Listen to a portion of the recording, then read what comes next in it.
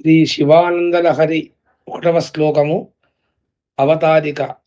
పూజ్యశ్రీ కరుణాతరంగులైన శ్రీ శంకర భగవత్పాదులు పరమేశ్వరునికి నమస్కరించడం వల్ల సమస్త పురుషార్థములు సిద్ధిస్తాయని తెలిపి, సంసార సాగరం నుండి తాము తరించడానికి, ఇతరులను తరింపజేయడానికి, ఈశ్వరుని స్తోత్రం చేయడానికి ప్రారంభిస్తూ, నిర్విఘ్నంగా గ్రంథం పూర్తి కావడానికి పార్వతీ పరమేశ్వరులకు నమస్కార రూపమైన మంగళమును చేస్తున్నాడు.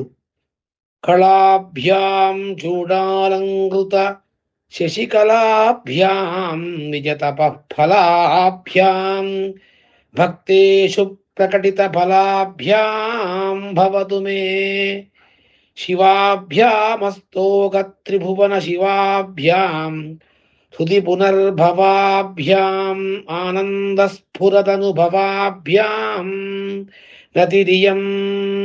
తాత్పర్యం: సకల విద్యా స్వరూపులను శిఖరపై అలంకరించుకొనిన చంద్రరేఖలు గలవారు, ఒకరినొకరు తపస్సునకు ఫలముగా దాంపత్యమును పొందినవారు, భక్తులకు అభీష్ట ఫలమును ఇచ్చేవారు, ముల్లోకములకు అధికమైన మంగళములను ఇచ్చేవారు, ధ్యానము చేయువారి హృదయములందు మాటిమాటికి సాక్షాత్కరించువారును, ఆనందంతో పాటు స్ఫురించు అనుభవం గలవారు అయిన పార్వతీ పరమేశ్వరులకు నా నమస్కారములు అవుగాక.